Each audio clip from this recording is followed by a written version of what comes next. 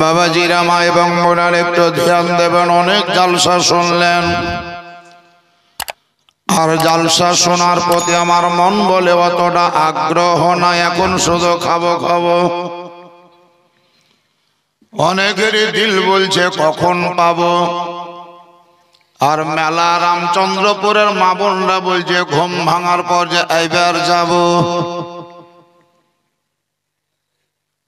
মানুষ মরে গিয়েছে, খাটের ওপরে শুয়ে আছে, কাফনে বাঁধা আছে। জানাজার নামাজ পড়াবার জন্য ইমাম হাজির, মুসল্লিরা প্রেজেন্ট, সবাই লাইনে দাঁড়িয়ে গিয়েছে। ইমাম সাহেবকে দিয়ে কয়েকটি কথা বলা করায়। এক নাম্বার, চলার পথে বলার পথে ভুলভ্রান্তি হলে মাফ করে দিয়েন। দুই নাম্বার কথা বলে যদি দেনা পাওনা কেউ পেয়ে থাকেন তাহলে বলতে পারেন, সে দেনা শোধ করা হবে। তিন নাম্বার বলে কর্মী সহ যত লোক আলছেন খেয়ে যাবে। আপনাদেরকেও বলছি কাজের শেষে খেয়ে যাবেন, কেউ না খেয়ে যাবেন না, খাওয়া দাওয়া করে যাবেন। যা খাওয়া দাওয়ার উপরে আমল হয়।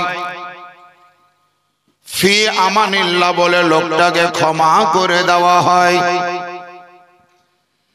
কিন্তু ইনকেস যদি জানাজা গাহে কোনো লোক বলে যে তোমার বাপের কাছে আমি 50,000 টাকা পাবো, এখন স্থানীয় লোকেরা বলে ঠিক আছে তুমি বললা, ভালো কথা, পরে ম্যানেজ করে দেওয়া যাবে। বাপের 3টা বেটা জানাজা হয়ে গেল, নামাজ হয়ে গেল, কাফন দাফন কমপ্লিট, গরু জব করা, খানা শেষ। যে লোকটা বলেছিল 50,000 পাবো, ও একদিন গেল 40-এর পর। বড় বেটা বলছে আমরা 3 ভাই বসে আলোচনা করবো, দিয়ে আপনাকে খবর দেব। খবর পাওয়া গেল না। মেজ বেটার কাছে ফোন করা হলো, বলছে আমি তো বলতে পারবো না। ছোট বেটার কাছে যদি গিয়ে খবর দিল যে টাকাটার কি করলা, তো জমি জেলি আছে, ওকে বলো গো, আমি বলতে পারবো না। বাপ বেঁচে থাকাকালীন আমার বড় ভাই ফুসলাই মুরার ওই নিজেই লেখে লিয়াছে, তোর দেনা কেন আমি শোধ করবো। দেনার দায়িত্ব তখন কোনো বেটা লাই না। মা যদি মরে তো মালা খানকে নিয়ে কাঢ়াকাঢ়ি করে, কিন্তু দেনা শোধ করার কেউ হয় না। বহুদের পাত্তা পাওয়া যায় না, বিটিরাও ঘরে লাই না, বেটারাও আর পাত্তা দেয় না। তবে একটা হাদিস বলছে, নোট করুন। বিখ্যাত সাহাবী জিনার নাম হযরতে জাবির বিন আব্দুল্লাহ রাদিয়াল্লাহু তাআলা আনহু। বাপের নাম হলো আব্দুল্লাহ, বেটার নাম হলো জাবির। বাপ ইন্তেকাল করেছে, প্রচুর ধার দেনা রেখে গিয়েছে। হযরতে জাবির হলো উপযুক্ত বেটা। কেবলমাত্র কয়েকজন বহু, আপনার বহিন আর উনি একটাই বেটাই, একাই। অনেক দাবিদার, দেনাদার, পাওনাদাররা এসে জাবিরের কাছে আবেদন করলো, ওগো জাবির, তোমাদেরকে লালন পালন করতে গিয়ে তোমার আব্বা ধার দেনা করেছে, তোমার আব্বা তো মরে গেল, দেনাটা কে দিবে? হযরতে জাবির বললেন আমি দেব, তবে দেরি হবে। সুবহানাল্লাহ বলেন। কি বললেন? আমি দিব কিন্তু দেরি হবে। আজকেই সম্ভব নয়, তার কারণ বাপ আমার তেমন কোনো জমি জায়গা রেখে যায়নি। আমি খাটাখাটন করে ইনকাম করে ধীরে ধীরে পরিশোধ করব, ঘাবড়ায়ও না। দিব না এই কথা বলবো না, মাথায় পেতে নিয়ে নিলেন বাপের পক্ষ থেকে। বাপজিরা নোট করবেন। আর একজন এসে বলছে আমি তোমার বাপের কাছে 20,000 টাকা পাবো, জাবিরকে দিবে। হযরতে জাবির বললেন ভাই টেনশন নিও না আমি দেব। আর একজন এসে বলছে 10,000 পাবো, বলো আমার দেনাটা কে দিবে? হযরতে জাবির বললেন আমি দেব। বহিনেদের ঘাড়ে ফেলেনি, বহিনেদেরকে নিয়ে মিটিং করেনি, আমি পারবো না বলে ঘাড় ফগলে দেয়নি। বাপের দেনা শোধ করার জন্য বেটা দায়িত্ব বহন করছে। যখন দেখলেন পরিমাণের দিক থেকে বেশ কয়েকজন ব্যক্তি প্রস্তাব রাখলো, আমি 10,000 পাবো, আমি 20,000 পাবো, কেউ বলল আমি 3,000 পাবো, কেউ বলছে আমি খেজুর পাবো, কেউ বলল আমি 1 মণ গম ধার দিয়েছিলাম তোমার বাপকে, দেনাটা পরিশোধ করে যায়নি। হযরতে জাবির রাদিয়াল্লাহু তাআলা আনহের নিকটে যখন পাওনাদারদের সংখ্যা বেড়ে গেল, তখন তিনার মাথা ঘুরতে লাগলো, ব্রেন আর কাজ করে না। দেনা শোধ করব কোন জায়গা থেকে? আমার তো তেমন ইনকাম নাই, বাপের রাখা টাকাও জড়ো করা নাই, আমি এই সমস্যার সমাধান করব কিভাবে? সমস্যার সমাধান করব কোন জায়গায়? যুক্তি নেওয়ার জন্য, মাশওয়ারা নেওয়ার জন্য, আলোচনা করার জন্য বহিনেদেরকে ডাকেনি, পাড়ার কোনো মোড়লের কাছে যায়নি। সমগ্র জগতের বুকে সবচাইতে উন্নত মানের ব্যক্তি যিনি, তিনি হলেন আখেরি জামানার নবী, দয়ার সাগর পয়গম্বর নবী মুস্তাফার নিকটে হাজির হলেন জাবির। আমার নবীকে সালাম জ্ঞাপন করলেন, আসসালাতু ওয়াসসালামু আলাইকা ইয়া রাসূলুল্লাহ, আসসালাতু ওয়াসসালামু আলাইকা ইয়া হাবিবাল্লাহ। নবী গো, ওগো আল্লাহর পয়গম্বর, আল্লাহর নবী, আমি বড় বিপদগ্রস্ত হয়ে আপনার নিকটে উপস্থিত হয়েছি। নবী বললেন কি এমন বিপদ বলো? বলে হুজুর আমার আব্বা নাই, ইন্তেকাল করেছেন, তবে কয়েকজন ব্যক্তি আমার বাপের কাছে দেনা পাবে, আমি শোধ করার দায়িত্ব নিয়েছি, তবে পুঁজি তেমন নাই, মাত্র 5টা খেজুরের গাছ আছে। ওই 5টা খেজুরের গাছের খেজুর পেড়ে যদি জড়ো করে বিক্রি করি, খুব বেশি হলে 5 জনার দেনা মিটবে, কিন্তু 50টা লোক দেনা পাবে। 5 জনার মিটবে, বাকি 45 জনের মিটবে না। আমি আমার আব্বাকে দেনাদার করে রাখতে চাই না, দেনা শোধ করে দেব হুজুর,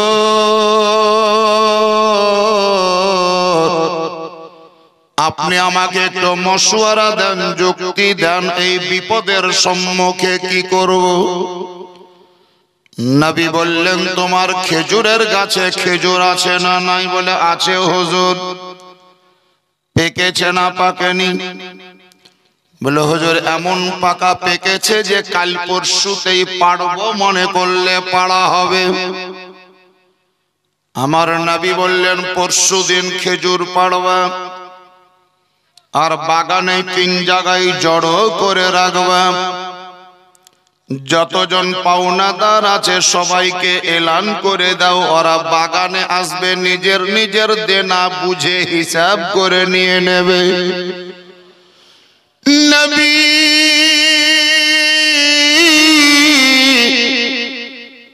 আকা মুস্তাফার কথা শুনে হযরতে জাবির রাদিয়াল্লাহু তাআলা আনহু বললেন ইয়া রাসূলুল্লাহ, ওই খেজুরে তো সবারই দেনা মিটবে না।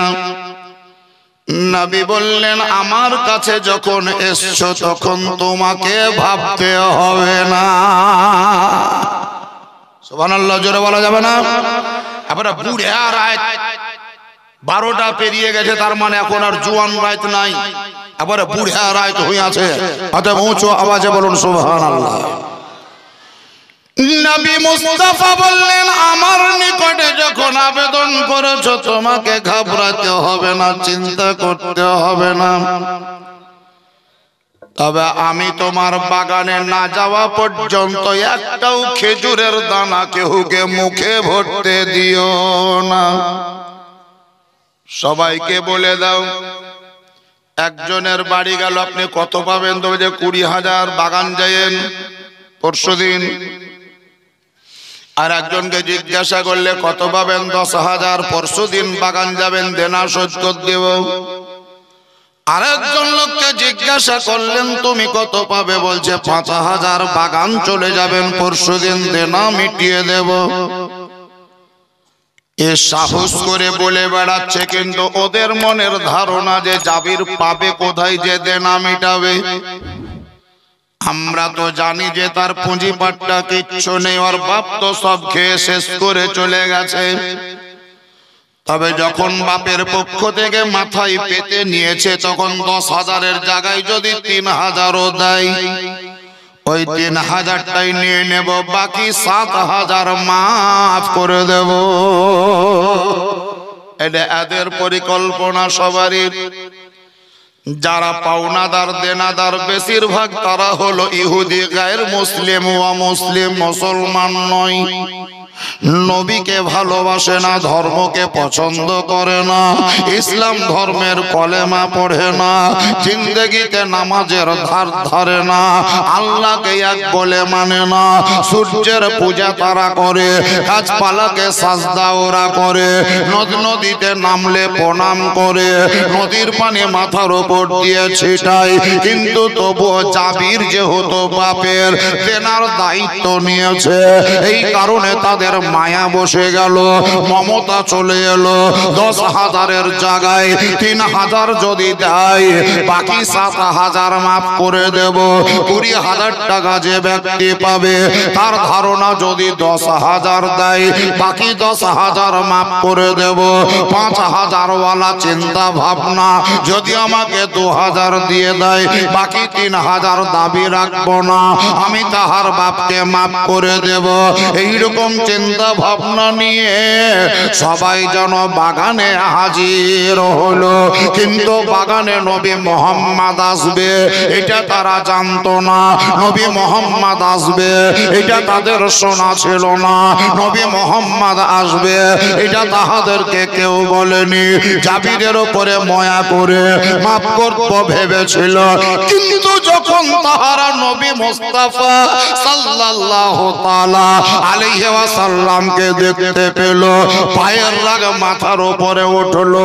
জাবির তুমি আমাদেরকে ভয় দেখাবার জন্য মুহাম্মদকে ডেকেছো, 1 কিলো মাফ করব না, যে যতটা পাই চুলচিরা করে হিসাব করে দেনা আদায় করে নেব, সোনা বা 1 টিকলিও মাফ করা হবে না। মানে নবীর উপরে রাগ করি বলছে। আর মোহাম্মদকে ডেকেছো, যদিও মাফ করতাম তার করবই না, ঠুকি আদায় করলে। নবী 1 লাখ টাকার বান্ডিল নিয়ে যাননি, এটিএম কার্ড নিয়ে যাননি, ব্যাংকের রসিদ বইয়ে সহি করে নবী দেননি। তবে সমস্ত দেনাদাররা এসেছে, নবী বললেন লাইনে দাঁড়াইতে বলো। খেজুর 3 জায়গায় জড়ো করা ছিল, লিহির গোড়ায়, যেমন আমরা ধান জড়ো করি, ওকে রাস বলে। রাস কি বলে? রাস। আর ওই রাসে দেখবেন কাঁড়ল পুঁতি থোয়া হয়, কাঁড়ল। বাঁশের জগাতে একটা লোহা থাকে না, টেढ़ा, ওকে কি বলে? কাঁড়লি বলে। কাঁড়লকে গেঁদে দিলে যদি কাঁড়ল না থাকে তো ওর মাথার উপর একটু বাটখারা চাপাইতে হয়, লোহা। এটা আমাদের দেশওয়ালি প্রথার কথা বলছি, লোহার বাটখারা চাপাইতে হয়। ধান এখন ওজন শুরু হয়নি, এমন সময় যদি একটা লোক ঢুকি যায়, 10 মিনিট পরেই চলে যাব মনে করলে ওকে যেতে দেওয়া হয় না। বসো বসো, আমার কাজ আছে। কাজ আছে তো ঢুকলে কেন? বসো। কেন আমি যেতে পারবো না? কেন? কি দোষ করলাম? তো রাইসের ধান ওজন করা হবে, তারপরে তুমি যেতে পারবে। আমি বেড়ে গেলে কি হবে? তো তোমার নেঙ্গুর ধরে আমার ধান শুদ্ধ চলে যাবে। এরকম কুসংস্কার আছে সমাজে। বাবাজিরা, মা এবং মনেরা, বৃহস্পতিবার বা বুধবারে কেউ কেউ ধারণা করে ভিক্ষা দিতে হয় না। ভালো কাজে বেরোতে গিয়ে যদি চৌকাটে কপালে ঠুক করে লেগে যায় তবে যাই ভালো কাজ আর হবে না। উঝট যদি লেগে যায় তো আর যাবে না। আর যদি বিধবা মায়া লোককে দেখিলেই তো আর যাবেই না। বিধবা হওয়া যে কত অন্যায়, কত যে অন্যায়, কিচ্ছু জানে না বেচারা, কিচ্ছু জানে না। গরিব মানুষ, সাদা কাপড় পিন্ধা অভ্যাস, স্বামী মরে গিয়েছে, হঠাৎ করে যদি পাড়ার কেউর বাড়ি ঢুকছে আর ওই বাড়ির বহুটো যদি কোলে কন্যা আর নিজের ছেলেকে দুধ পান করেছে তো পাঁজরে চাল পাচড়িতে পাচড়িতে কুলে বন্ধ করি আর শাশুড়ি বহুটোকে বলছে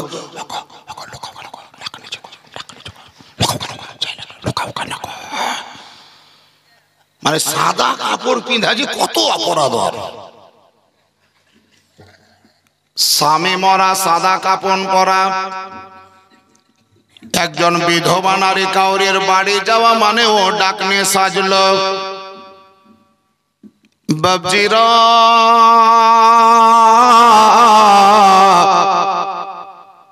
তবে একটা জিনিস জেনে রাখবেন, যাকে দেখতে মনে হবে হয়তো পকেটমার কিন্তু আসলে পকেটমার উলয়। একবার স্ট্যান্ডার্ড, চোখে চশমা, এখানে ঘুরি, কানে হেডফোন, পকেটে মোবাইল ভরা, দেখবেন ওই বেটাই পকেটমার। ধারণা করলেন ওর ভেষভূষা জামা কাপড় দেখে যে গরিব ছিঁড়া কাপড় হইতে পারে ও, কিন্তু ও লয়। আপনি ওই সাদা কাপড়ের কাফনের মতন কাপড় পরা বিধবা মহিলাটাকে ডাকনি মনে করলেন, কিন্তু সে ডাকনি নয়। যে শাশুড়ি তোমাকে ছেলা লুকাইতে বলছে হইতে পারে তোমার শাশুড়ি ডাকনি। ওর ঘাড়ে দোষটা চাপাবে, ওর ঘাড়ে ইলজামটা চাপাবে। বাবজিরা মা এবং বড়রা একটু ধ্যান দান। আল্লাহর পয়গম্বর হাবিবে কিড্ডেগার শাহনশাহ জিওয়াকার মক্কার সরকার মদিনার তাজদার পাপীদের উদ্ধার নবী মুহাম্মদুর রাসূলুল্লাহ সবাই জোরে পড়ুন সাল্লাল্লাহু তাআলা আলাইহি ওয়াসাল্লাম বললেন, জাবির খেজুর পেড়েছো? বলে হ্যাঁ ইয়া রাসূলুল্লাহ, খেজুর পেড়ে নিয়েছি। নবী আমার একটা খেজুরের গাদাতে বসলেন আর পা দুখানাকে ঝুলিয়ে দিলেন। হযরতে জাবিরকে বললেন, ডালা ধরো। আর এক পর থেকে পাওনাদারদেরকে লাইন ধরে নাম ডেকে ডেকে নাম ধরে ধরে ডাকো।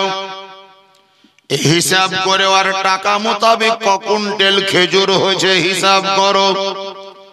যখন ডেলি হোক না কেন আমার পায়ের নিচের থেকে খেজুর টানো আর ওজন করো, বস্তায় ভরো, পাওনাদারকে বিদায় করো। 20,000 টাকা যে ব্যক্তি পেত ওর দেনা পরিশোধ হয়ে গেল। 10,000 পাওনাদারের দেনা শোধ হলো, 5,000 পাওনাদারের দেনা শোধ হলো। 40-50 জন ব্যক্তি লাইন ধরে কন্ট্রোলের মাল নেওয়ার মতো করে এক এক করে নিজের দেনা বুঝে নিল, নিজের পাওনা হিসাব করে পেয়ে গেল। একজনও বাকি থাকলো না, একজনও বাকি থাকলো না। সবারই দেনা পরিশোধ হলো। কিন্তু পরে যদি তাকিয়ে দেখা যাচ্ছে তো আগে যেই পরিমাণের খেজুরের পরিমাণ ছিল এখনো খেজুর অতটাই থেকে গেল। বাবজিরা নবী মুস্তাফার সাথে খেজুরের সম্পর্ক হওয়ার জন্য খেজুরে বরকত। আপনাদের ধন দৌলত জমি জায়গার সঙ্গে যদি নবীর সম্পর্ক হয় তো তাতেই হবে বরকত। এই জালসাটা নবী মুস্তাফার রামচন্দ্রপুরের লোকের ভাবিয়েন না। লয়া পাড়ার লোকের ভাবিয়েন না, কাঁধা পাড়ার লোকের জালসা নয়। এটা এই গ্রামের কাউরের মায়েরও নয়, কাউরের বাপেরও নয়। এই জালসাটা হচ্ছে রসুলে পাকের নবী মুস্তাফার উম্মত আপনারা।